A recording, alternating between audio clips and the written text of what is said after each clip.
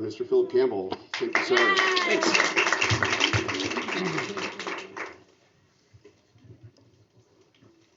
I'm in physical pain from the bad jokes.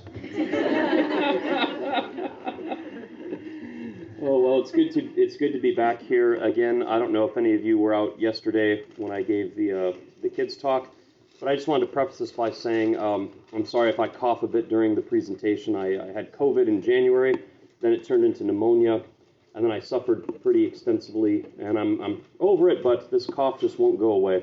So I don't know what the deal is. I'm not currently ill, but I'm dealing with residual long COVID or whatever it is. So hopefully it won't be too bad. So today, what I'm going to be discussing is teaching history at different grade levels, because this is a very important concept when you're doing history with your children. What I've noticed over the years is that history is a subject that many people love, or at least profess to love. They say, "Oh, I love history," but it's often taught very badly in a way that people, they say they love the subject, but their experience of it can be very bad if the history teacher presents the information in a way that they can't engage with. It can come across as disjointed, just a bunch of loose facts that the student doesn't understand why they're learning it, and they have a hard time retaining it. So I'm going to be lecturing on some concepts that you can find in my book, The Catholic Educator's Guide to Teaching History. I'm actually going to be just lecturing right out of the book. I have some of these for sale in there at my table, and I say some because I sold quite a bit of them yesterday. I didn't anticipate it because it was the kids' day yesterday, but a bunch of kids bought the book. I made a joke in my talk yesterday. I had all the kids here, and I said, "Yeah, if you kids want to visit my table with your money, come buy my books." And I went in, and there was a mob of kids there with money, and they bought the books. So, but if anything is missing, I do have an order form. If you want to write a check, I can ship you the book when I get home if I'm out. But I think I only have like 10 copies left of there, so I'm sorry. But so history at different age levels: elementary, middle school, high school. What do you do different when you're teaching an elementary schooler history versus you go into middle school, high school? And the approach I take to this, and that I've always taken in my 13, 15 years now of teaching history, is a very simple one. And I introduced this with a quote from a famous quote from Eleanor Roosevelt that says, "Small minds discuss people, average minds discuss events, and great minds discuss ideas." So I think this is a handy little starting point, and we can modify that actually to make it relevant to history. Young minds learn about people, middle school minds learn about events, and high school minds learn about ideas. That's a very handy little arc to build our historical studies around across different age groups. So what I'm going to do is talk about each age group and how you kind of flesh out this idea with the various age groups. Now in the book I go into a lot. I go into like, here's the sort of assignments that work best with elementary schoolers, the types of readings, the sort of instruction. I don't have time to go into that all in the talk, so I'm mainly going to focus on just the overall pedagogical idea of what you want to accomplish, and then the specifics of like what sort of assignments and readings do I give. I go through this in the book. So let's start with elementary. So when you're dealing with little children, I think the basic goal is to develop what I would call the student's historical consciousness. And this means the cognitive framework that enables a child to think chronologically about events prior to their own life, right? You know, when you're a little kid, you remember being a little kid, like you don't care about anything. You don't know about the world or history. It's just your own life, the people in your life. You got no real consciousness about what happened before. Or you don't really have a chronological way of thinking about things, right? So what we're going to do with elementary school is kind of develop that chronological consciousness, and then help the child to incorporate people and events into that mental timeline to grasp the basic idea of historical cause and effect, that, this happened and then this happened. Basically to just get them associated with the idea of chronology. Now, I guess somebody asked me yesterday, do I even need to be doing history with elementary school? I've always considered a separate history class to be optional for elementary school. Because there's so many factors. If your elementary schooler needs a lot of help, extra help with things like reading or handwriting or grasping basic mathematical principles, I wouldn't burden them with a separate history class. But what you can do is you can incorporate history into other things you're doing, incorporate it into your reading and your other projects and things like that. Now, on the other hand, if your child is where they need to be with all their other stuff and they're excited for the subject, I'd say absolutely have a history class. But I would want to stress that for elementary, I would consider it optional, at least for the lower grades, as a standalone class. Especially if you're a new homeschooler, there's a tendency to load up on more content and classes at the beginning when you're all excited, and then you're like, oh, I got these 50 books I'm going to use this year. And then you find out, like, oh, how can I finish the year and just get through 2 of these subjects, So I think that history for lower elementary is optional. That's my theory. That's my opinion. Or at least, let's say that you can scale the amount of history you're introducing them to your situation, right? So I mentioned that young minds need to learn about people. So the reason for this is that young children respond very well to history when it is presented as a series of stories about the adventures of interesting men and women, okay? The life of a young child, if you think about it, is extremely, how would you say it, like person-centric, right? Very person-centric. Parents, siblings, teachers are the constants in their life, right? Those are the constant elements in a young child's life. And you'll notice that children's literature and entertainment in general are very character-driven for these specific reasons. It's easy for a young person to identify with the experiences of specific people. So you want to avoid abstractions, right, with young children. Elementary age history ought to be taught as a series of stories. Well, that's the first thing, stories. That's why my books are called Story of Civilization. It's like history as a series of stories, right?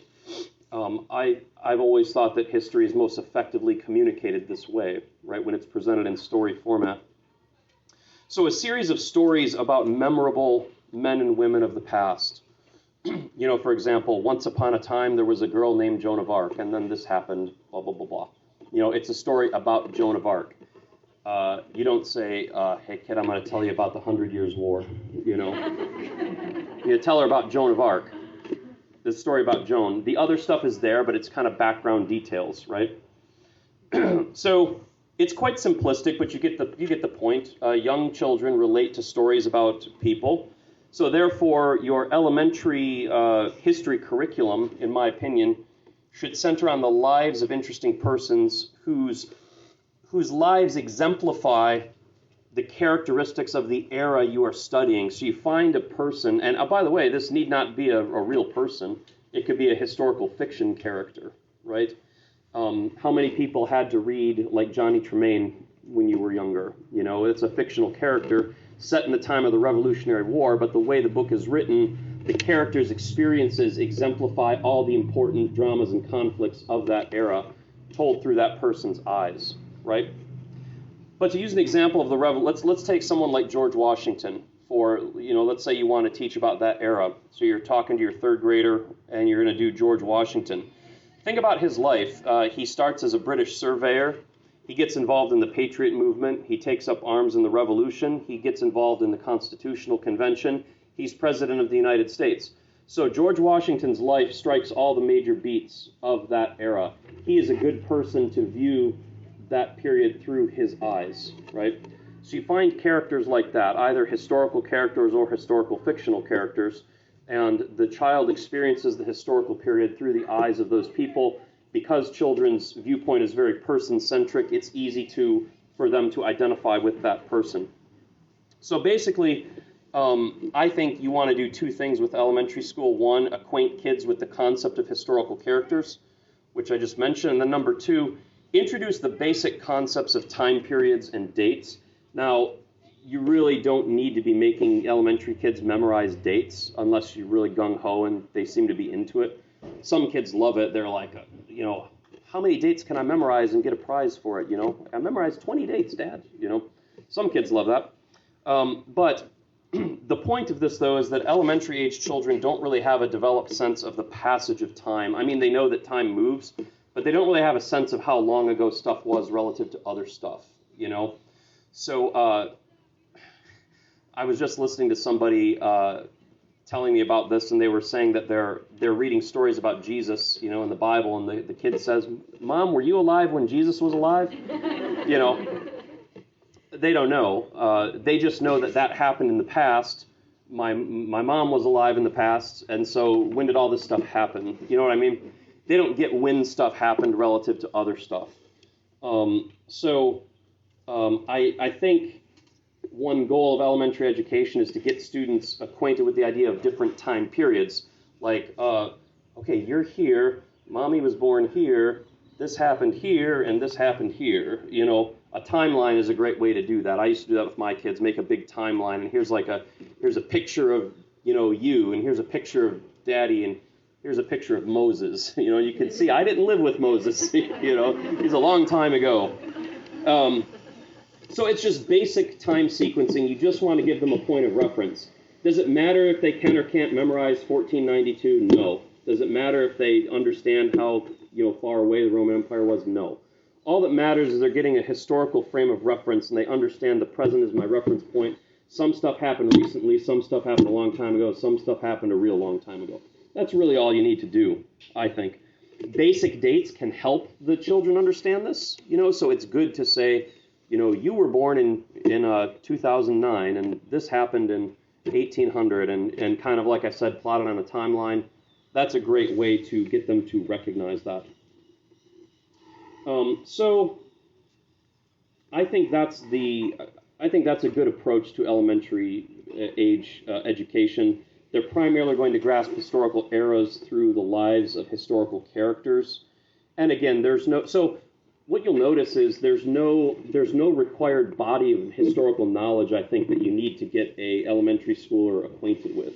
Like, I'm not going to sit here and say, like, in elementary school you teach the Middle Ages, that's what you got to get them on board, It doesn't matter what age you're talking about. You could be talking about American history, ancient history, Roman history, whatever.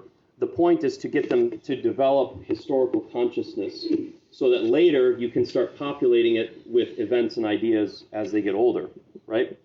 So the point is just to teach them that the past is full of interesting people who lived at various times. They'll also start understanding different historical eras.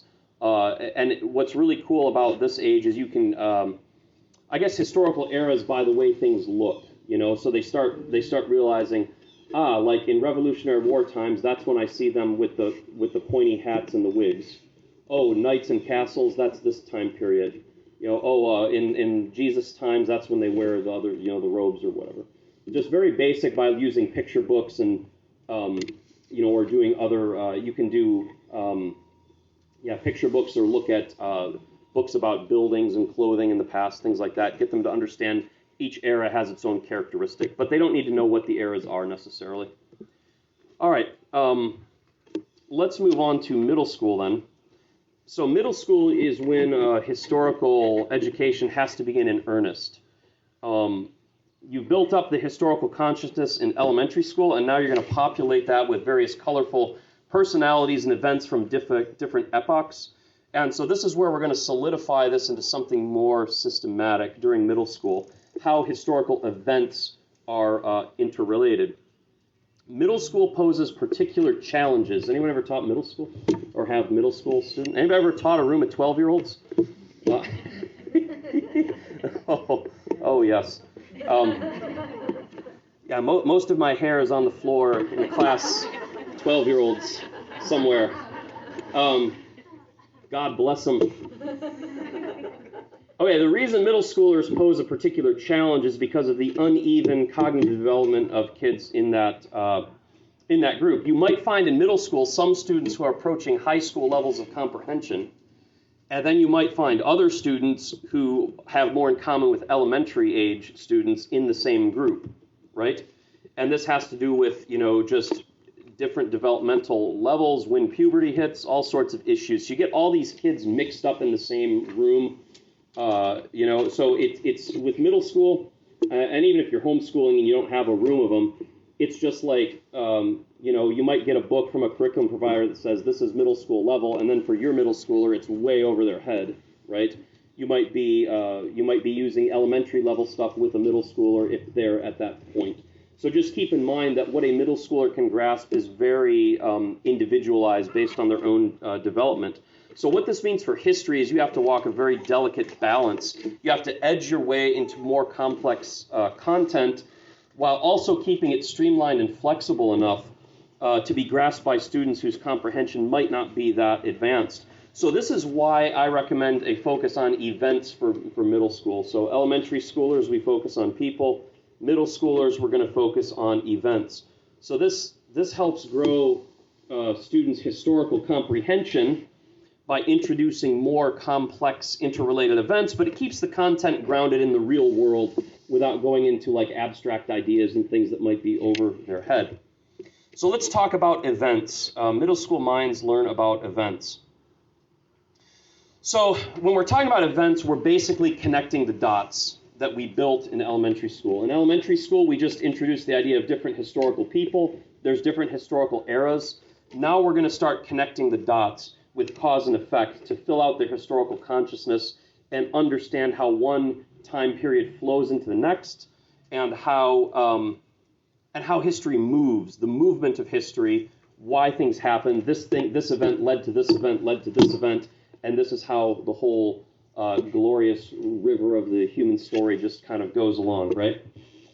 So in middle school, I would structure your curriculum around specific content areas, historical content areas, and a lot of you do this. You say, all the time when I travel around the country hawking my books, people are like, oh, the Middle Ages, we're doing the Middle Ages this year. Oh, ancient, it's our year for ancient. You go on a 4-year cycle or something like that.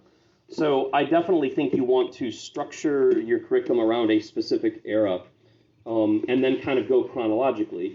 This year we're doing Middle Ages, so next year we're doing Early Modern, and then we're doing U.S. You want to kind of keep the chronology going. Keep your studies situated in that time period. But we're going to focus more on the events of the time period as opposed to just the characters. So now we're looking for a more comprehensive grasp of the era itself. Of course, you're not going to get away from characters. You're still going to introduce historical characters. So let's go back to the Revolutionary War again. I was using the example of in elementary school, we were going to go through the life of George Washington. Now we're in middle school. That kid's in 6th or 7th grade. So we're talking about the Revolutionary War. We're going to want to not only explore the important persons of that era, but, Washington, Jefferson, Adams, Paul Revere, Ben Franklin, and all those folks. But you're also going to talk about things like the Boston Tea Party, the Battle of Lexington, the Declaration of Independence, the crossing of the Delaware, the surrender of Yorktown, right? So you're still talking about the characters, obviously, to build the narrative around, but now you're focusing on the interconnectedness of all the historical events and how these characters drive them and how the events characterize the whole period. Now, this point about interconnectedness is quite important because understanding the interconnectedness and the cause and effect of history, that is the crux of a fully developed historical consciousness. This is what makes the difference between people who love history and understand it versus the people who are like, I don't really get history, and it's not interesting to me, because they don't understand the interconnectedness of all the events and how one thing flows into another and how it's just a big, long story.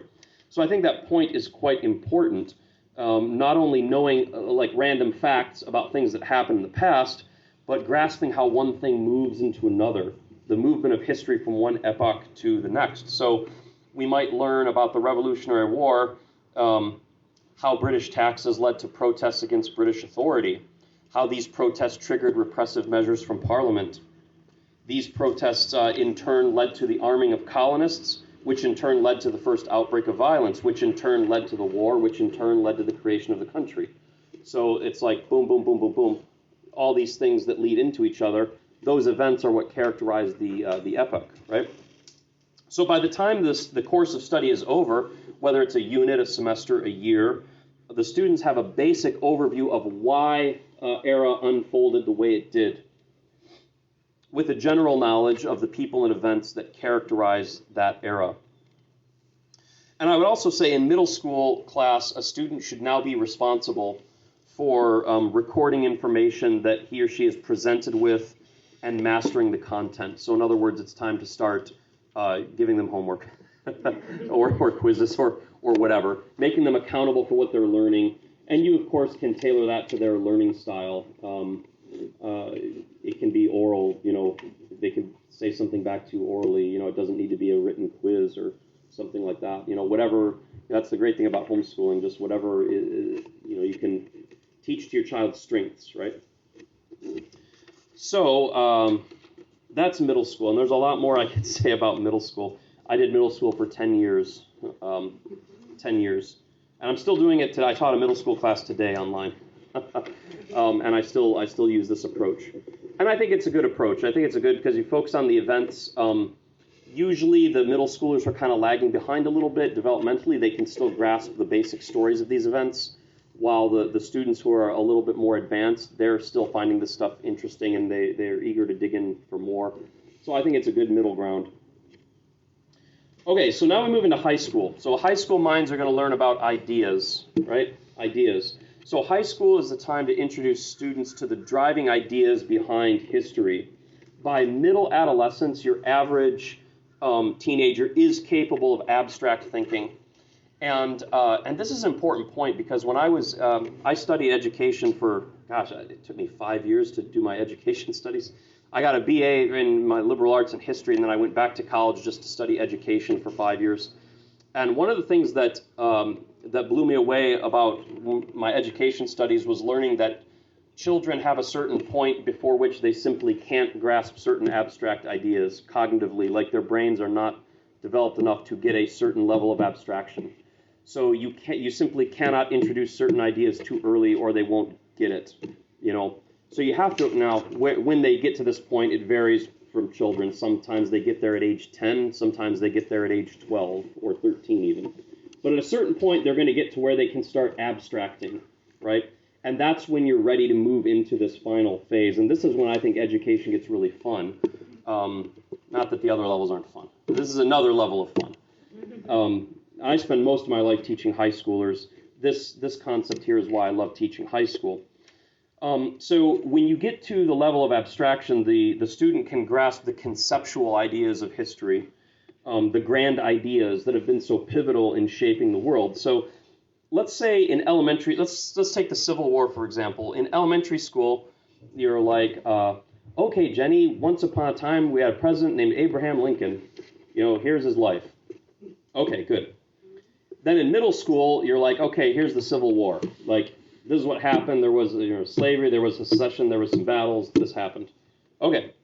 Now when we get to high school, we're going to be like, oh, why, what was the arguments behind why the South wanted to secede? What was the North's answer to these arguments? What were the moral arguments for abolition? What was the pro-Confederate philosophy of slavery? What was the lost cause narrative for explaining the South's loss in the Civil War? You're going to get into these abstractions, these idealistic aspects of history that really, I think, flesh out history in the fullest way to understand the human motivations behind why everything is happening. In elementary school, you've got who's doing what, then what is happening, who, what, but now why. Why did it all happen? Why is it going down this way, right? Elementary school, Putin bad. Middle school, they invaded some country called the Ukraine. That's what's going on my at the online academy I teach. The kids are all, I heard Russia invaded somewhere.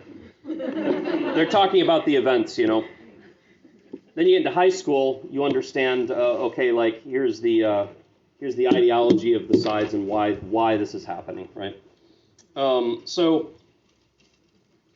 Okay, now, of course, this is not to say that you abandon, keep in mind, all these three levels, you don't abandon the earlier level when you get to the higher level. You know, you don't say, now that I'm in middle school, we're not doing characters anymore. Now that I'm in high school, we're not doing events. It's kind of like you keep adding on, right? So you're still doing your linear chronology. You still come up with people and events. You still should be going through just the basic chronology. The only difference is now you're spending more time exploring the conceptual framework behind the events you're discussing. A lot more emphasis is being given on the why of history, right? Anyone who's ever tried to teach the Reformation era, for example, you know this. Like you can't just say like, in 1517, this guy Luther broke away from the church because reasons, you know, like the kid's like, why'd that happen? You know, and you have to explain, well, Luther thought this is what the church answered, you know, here's the rationale for why these people believe these things, you know. So a lot more emphasis is going to be on the why of history instead of the who or the what. So that's the basic pedagogical framework for high school. Now, once you get into the why, of course, you can start doing some really fun analytical assignments. Analytical is where the student isn't just regurgitating information to prove that they learned it. You're asking them to take information and study it and then analyze the information and come up with their own conclusions about it, teaching them to really analyze something. And I think this is such an important skill, especially for Catholic homeschoolers, especially, let's say, with our junior and seniors, you know, as they're about to go out into the world, to be able to take in information they're going to hear and then learn to make their own conclusions based on the information, you know. So a high school student should not be merely learning to read what an author is saying, but to think critically about the text and offer their own interpretive analysis. Now, you don't need to introduce this all at once, and I do introduce this in 9th grade. The students are so bad at it. I don't care. It's just fun to get them started, you know, to just give them a text and say, oh, what do you think so-and-so is saying here? And they're just pulling stuff out of thin air, trying to, like, get an A on the assignment. You know? I gave my high schoolers this year, I gave them a reading from Isaac Newton, who's not an easy read. And I said, what do you think Newton is saying about the relationship with math and philosophy? And they're like desperately scanning the document, trying to find keywords like math and philosophy, and like pulling stuff out of thin air. And I'm just like saying, nice effort, nope. and then I'll go through and show them, here's how you read a document like this, you know. So I start in 9th grade, and then we do that every year, and then eventually they get good at it, you know. So here's an example. So for example, let's use the example from Roman history, Julius Caesar, okay? Freshman year, I might get students in high school acquainted with reading like a primary source document and answering basic questions about the text. So they might read, you know, 5 pages of Julius Caesar, and I'll ask them, what happened when Caesar came to Britain? And there's no place in the text that says, when Caesar came to Britain, this happened, you know.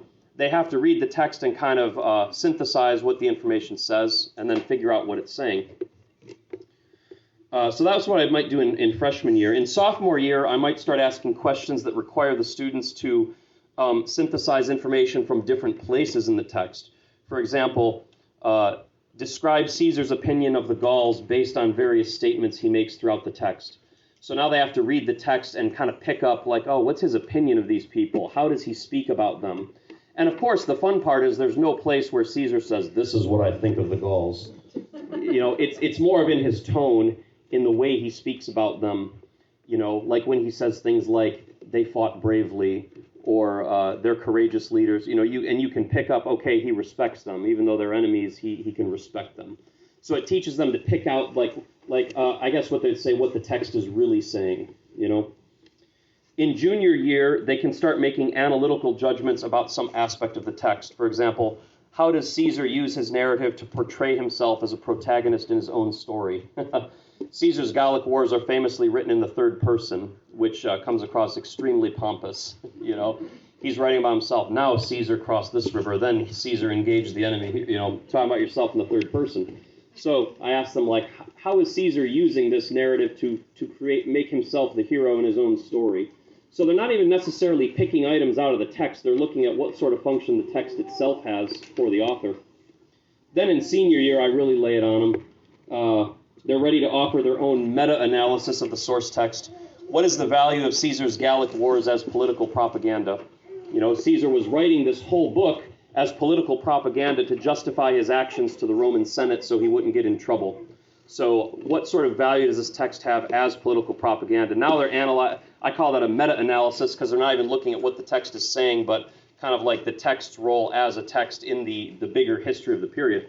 So you start with just basic stuff in 9th grade and then ramp it up. It doesn't matter that it's too hard for them sometimes. If it's ridiculously too hard, then it matters. If the kid's despairing of life because he hates history, you're doing it wrong.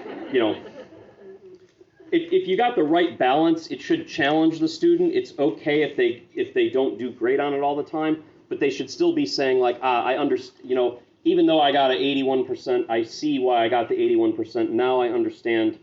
What you're saying here, and I'm still enjoying the class overall. If they're hating it, then obviously something's wrong.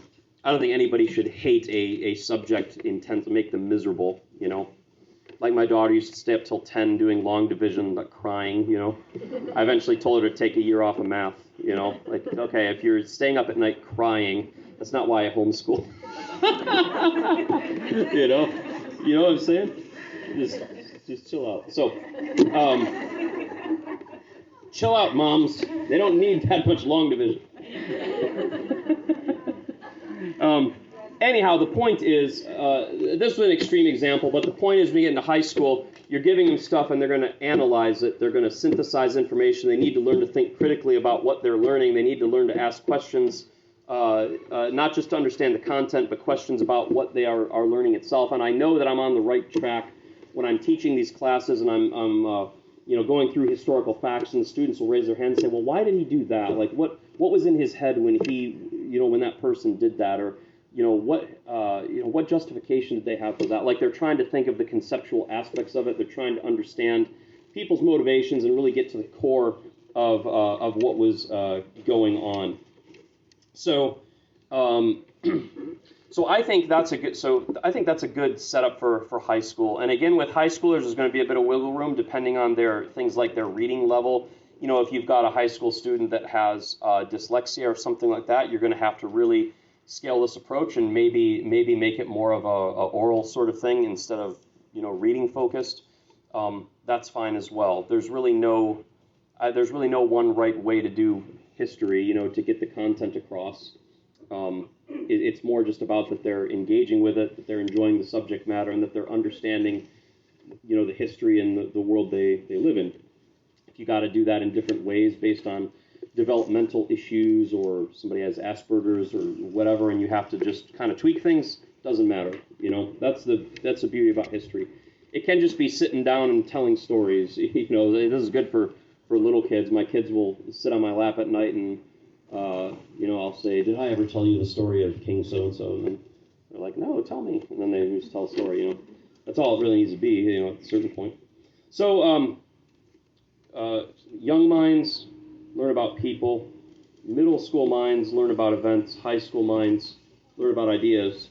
Who, what, why. That's a good roadmap, I think. So I know I covered a lot of ground. I hope you were able to stay stay engaged. Well, if you didn't stay engaged, that's my problem, not yours.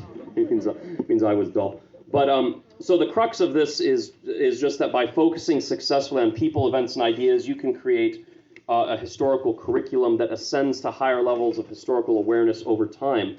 And it's really about the method. It's not about like, oh, Mr. Campbell, what book do I need? I mean, I'm obviously going to tell you my book, but the point is you don't need a specific, it's not about what book is the best book. There's no one resource that's going to do it for you. It's about getting a certain structure, a certain roadmap. That's what'll do it, And if you got the roadmap, some people love the textbook approach. They just buy a textbook and they go through it. Some people use the reading through literature approach where they don't use a textbook at all. They just read lots of historical novels and fiction and they learn that way. Some people use the primary source method where we're just reading historical documents. So it's not about what's the right book or what's the right program. It's just about, are you kind of like, just think about it like math. You have to learn addition before you learn this, and then you have to learn that before you learn that. It just kind of builds like that. That's the important thing. So obviously, these suggestions are just the tip of the iceberg. There's no end to the methods of instruction, the assessments that an enterprising, creative homeschool mind can create. So I would say whatever you do, stick to the rule of thumb that I just laid out, and you should be okay. They should do fine. Might never be their favorite subject, but at least they won't hate it, hopefully. Thank you.